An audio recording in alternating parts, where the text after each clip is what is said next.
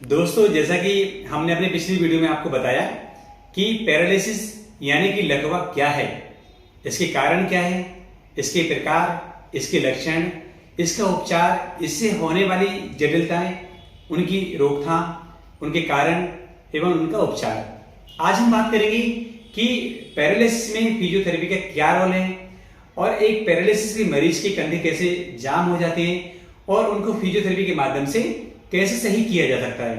दोस्तों, पैरालिसिस के भी अपने एक प्रकार होते हैं, जैसे मोनोप्लेजिया, शरीर के एक हिस्से का काम करना बंद कर देना।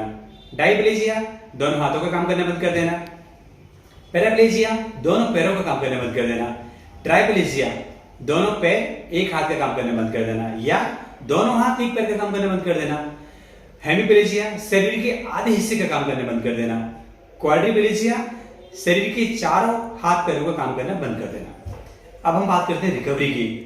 रिकवरी की भी अपनी एक प्रतिशत होता है। जितने भी पेशेंट हमारे पास आते हैं, केवल 10% मरीज ऐसे होते हैं जो पूरी तरह से सही हो पाते हैं। 25% मरीज हल्की सी कमजोरी के साथ सही होते हैं। 40% मरीज आधे सही हो पाते हैं। 10% मरीज अस्पताल में रहकर विशेष देख रेख की जरूरत होती है और लास्ट के जो 15% मरीज हैं वो पैरालिसिस होने के कुछ समय बाद ही एक्सपायर हो जाते हैं। अब ये इतनी सारी स्टेज कोई डॉक्टर डिसाइड नहीं करता, ये डिपेंड करता है मरीज की बीमारी की गंभीरता के ऊपर, मरीज की उम्र के ऊपर, मरीज ने ट्रीटमेंट कितने दिन के बाद स्टार्ट किया, ट्रीटमेंट पूरा लिया कि नहीं लिया, इस दौरान उसे डबल से पैरालिसिस तो नहीं हो गया, कोई और कॉम्प्लिकेशन तो नहीं हो गई, अपने उपचार में ट्रीटमेंट में फिजियोथेरेपी को ऐड किया कि नहीं किया, एक प्रॉपर डाइट प्लान ली कि नहीं ली। इतनी सारे कारण होते हैं एक अच्छी रिकवरी के लिए। अब हम बात करते हैं रिकवरी की स्टेज की। दोस्तों, इसकी भी अपनी कुछ स्टेज होती हैं, जैसे stage 1 flaccidity, stage 2 spasticity appearance, stage 3 spasticity increase, stage 4 spasticity decrease, stage 5 return of complex movement, stage 6 spasticity disappear, stage 7 normal movement. अब हर स्टेज में फिजियोथेरेपी का अपना एक अलग रोल रहता है। अगर फिजियोथेरेपी को प्रॉपर तरीके से की जाए तो परिणाम चमत्कारिक मिलते हैं। ये तो रही किताबी भाषा।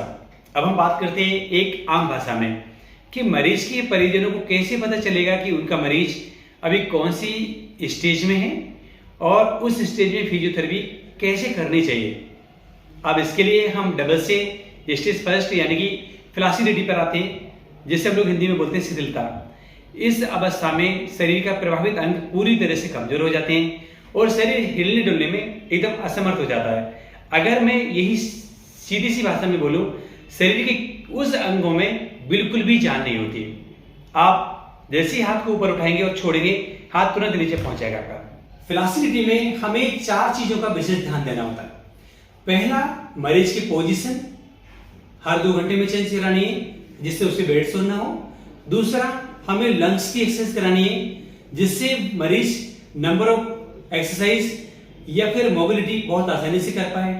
तीसरा, जो अफेक्टेड लिम्ब है, प्रभावित अंग है, उनकी पैसिव एक्सरसाइज करानी है। चौथा, जो एक्टिव लिम्ब है हमारे, जिनमें ताकत है, उनकी एक्टिव या एक्टिव रेजिस्टेंस एक्सरसाइज करानी है, जिससे मरीज को इंडिपेंडेंट बनाया जाए और आसानी से मरीज को शिफ्ट कराया जाए। अब बात करते हैं रेस्पिरेटरी एक्सरसाइज के लिए। उसके लिए जो सबसे पहली एक्सरसाइज है वो है हमारी स्पायरोमेट्री। इसमें क्या करना होता है, ये हमारा स्पायरोमीटर है, इसको सीधे इस तरह से होल्ड करना होता है। इसकी एक्सरसाइज करने के लिए हमें गहरी सांस लेनी होती है। सांस लेते समय हमारी ये बॉल ऊपर की तरफ जाना शुरू हो जाती है। अगर किसी की एक बॉल ऊपर जा रही है तो कमजोरी ज्यादा मानी जाती है, 2 जा रही है तो ठीक है, 3 अगर जा रही है तो लंग्स वॉल्यूम और कैपेसिटी बेस्ट माना जाता है। ये इन्हीं एक्सरसाइज को रिपीट करते हैं हम लोग। सांस छोड़ते समय हमेशा स्पायरोमीटर इस तरह से रखा होता है। सांस छोड़ते समय ये बॉलें, 3 बॉल ऊपर जाती है। किसी मरीज की 1 जाती है, किसी की 2 तो किसी की 3। जिसकी 3 जाती है उनकी लंग्स वॉल्यूम और कैपेसिटी दोनों बेस्ट माने जाते हैं। अब इससे आगे वाली जो एक्सरसाइज है वो है हमारी डीप ब्रीदिंग एक्सरसाइज।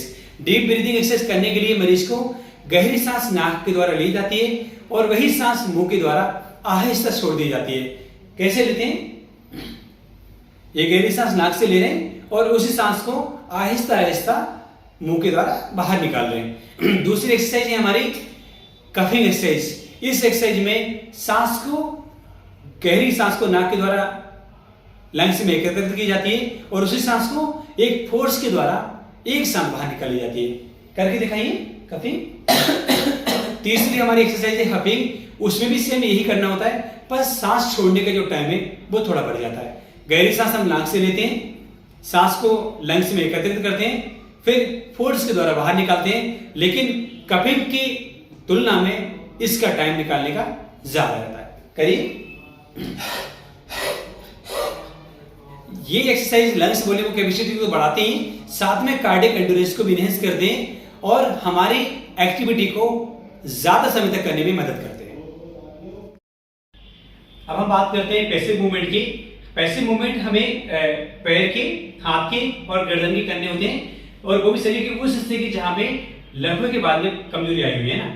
अब करने का तरीका क्या है वो एक बार आपको मैं बताता हूं। यहां देखिए, ये एक्सरसाइज हमारी पैरों की उंगली से शुरू होती है और गर्दन पे जाके हम लोग इसको कंप्लीट करते थे। पैरों की उंगलियों को एक्सरसाइज करने के लिए हमें एक हाथ को इस तरह से पकड़ना होता है, दूसरे हाथ से उंगलियों को ऊपर और नीचे करना होता है। ये हमारी पहली एक्सरसाइज है उंगलियों की। अब इससे आगे वाले के लिए क्या करना होता है, हमको एक हाथ को इस तरह से सपोर्ट करना होता है, दूसरे हाथ को दूर बाहर करना होता है अंगूठे को, है ना। अब ये अंगूठे को किया है और ये फिर बाद में उंगलियों को करना होता है। इससे हमारी उंगलियों की आगे वाली एक्सरसाइज हो गई। अब हम बात करते हैं पंजे की एक्सरसाइज के लिए। उसके लिए हमें क्रॉस हैंड पोजीशन रखनी होती है। एक हाथ के लिए हमें अपने घुटने एंकल के नीचे रखना होता है, दूसरे हाथ को पंजे के आगे वाले हिस्से में रखना होता है।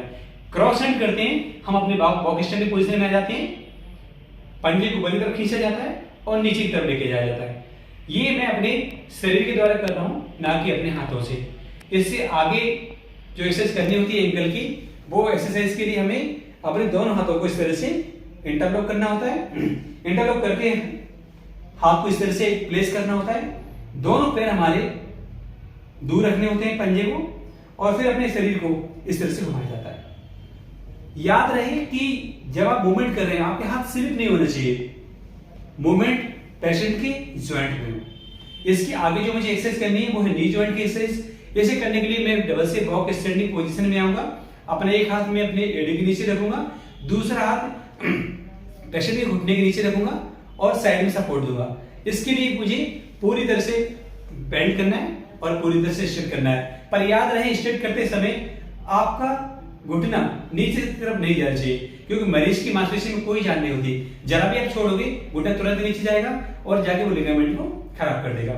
अब आगे की एक्सरसाइज के लिए हम बात करते हैं हिप जॉइंट के लिए। इसके लिए मुझे डबल से बॉक्स स्टैंडिंग पे खड़ा होना है। एक हाथ से मैं नी जॉइंट को सपोर्ट करूंगा, दूसरे हाथ से एंकल को करूंगा और अपने शरीर को थोड़ा सा मूवमेंट करके पैर को ऊपर नीचे लेके आना है।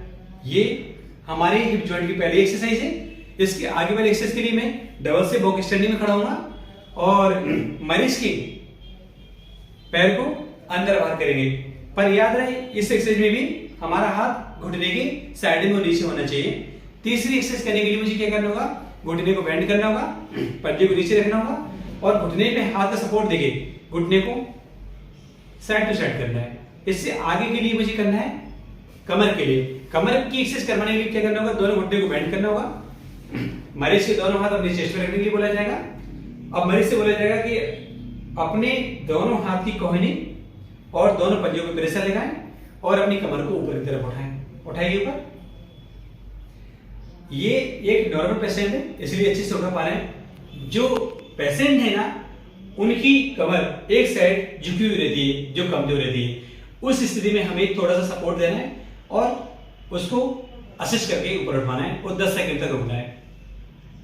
10 सेकंड कंप्लीट होने के बाद बेल्ट ड्रॉप करने के लिए बोलना है और इसको बार बार रिपीट करवाते रहना है। अब ये कमर की पहली एक्सरसाइज है।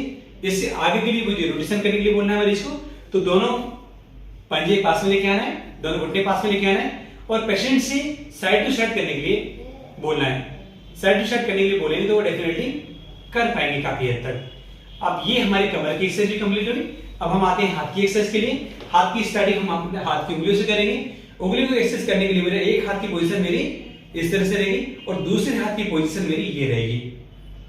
अब इस स्थिति में हमें ऊपर नीचे करना है। अब उंगलियों की ये हुई पहली एक्सरसाइज। दूसरी एक्सरसाइज के लिए उंगलियों को दूर और बाहर करना पड़ेगा। ये दोनों एक्सरसाइज हो गई उंगलियों की। अब हम बात करते हैं अंगूठे की एक्सरसाइज के लिए। अंगूठे की एक्सरसाइज के लिए हमें अपनी पोजीशन ये रखनी है, अंगूठे को ऊपर नीचे करना है, अंगूठे को अंदर बाहर करना है, अंगूठे को क्लॉक की दिशा में, घड़ी की दिशा में चलाना है और घड़ी की विपरीत दिशा में भी चलाना है आपको। ये हमारी अंगूठे की एक्सरसाइज हुई। अब हम बात करते हैं कलाई की एक्सरसाइज के लिए। कलाई के लिए हमें कलाई को ऊपर नीचे चलाना है, कलाई को साइड टू साइड चलाना है। अब हम बात करते हैं हमारे कोहनी की जॉइंट की। उसके लिए क्या करना होगा, हमें एक हाथ अपना इस तरह से रखना होगा, दूसरा हाथ कोहनी के नीचे रखना होगा। हम बॉक्स स्टैंडिंग पोजीशन में रहेंगे, हाथ को पूरा मोड़ेंगे और पूरा सीधे करेंगे। अब ये हमारी एक्सरसाइज, एक एक्सरसाइज कंप्लीट हुई हमारी एल्बो की। सेकंड एक्सरसाइज के लिए हमें दोनों हाथ इस तरह से सपोर्ट करना है और इस तरह से उसको रोटेट करवाना है।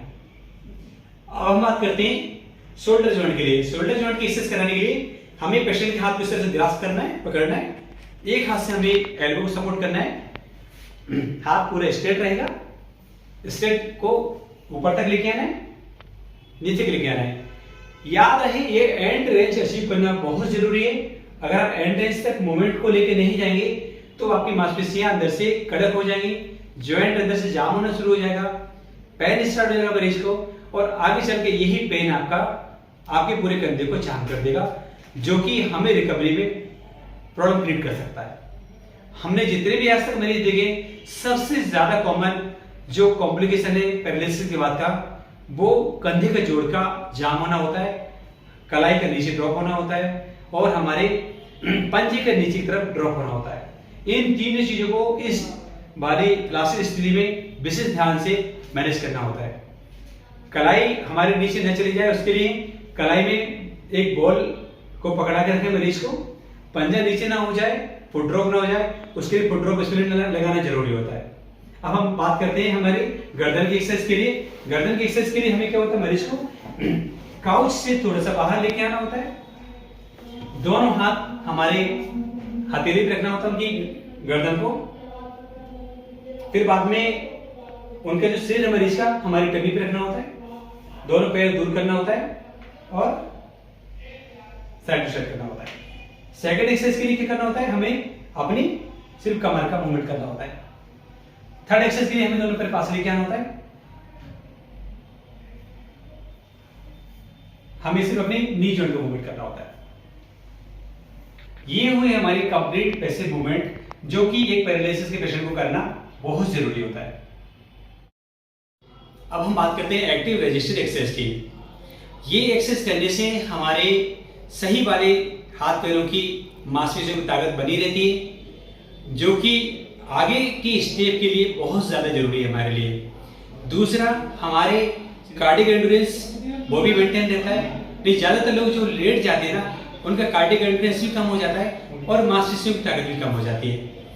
तीसरा, हमारे दिमाग से हमारे प्रभावी अंगों को नियंत्रण करने की प्रक्रिया को भी बढ़ाने में मदद करता है। तो दोस्तों, कभी भी ऐसा मत करना कि जो कमजोर हाथ पैर हैं उन्हीं की एक्सरसाइज की जाए, उनसे कहीं ज्यादा जरूरी है जो सही अंग हैं उनकी एक्सरसाइज करना। ये करने से मरीज को करवट लेने में, बैठने में, खड़े होने में, चलने में सबसे ज्यादा मदद इन्हीं अंगों के द्वारा मिलती है, क्योंकि रिकवरी इनमें तो 6 महीने तक होती है, पर ये तो ऑलरेडी रिकवरी है ना। अगर इनकी थोड़ी भी ताकत बढ़ा दी जाए तो मरीज इन हाथों और पैरों के बल पे ही अपने सारे काम करना शुरू कर देता है और बहुत ही जल्द वो इंडिपेंडेंट हो जाता है। अगर हम इस तरफ वाले अंगों पे एक्सरसाइज नहीं करेंगे, केवल वर्कआउट इसी पे करेंगे, तो हमें रिकवरी उस लेवल की मिलेगी भी नहीं जितना हम चाह रहे हैं और हमारी रिकवरी में टाइम भी ज्यादा लगेगा। तो ये जितने भी एक्सरसाइज मैंने आपको बताई है, अगर सभी एक्सरसाइज को सही तरीके से की जाए तो स्ट्रोक के मरीज को बहुत अच्छी रिकवरी मिलने के चांसेस है।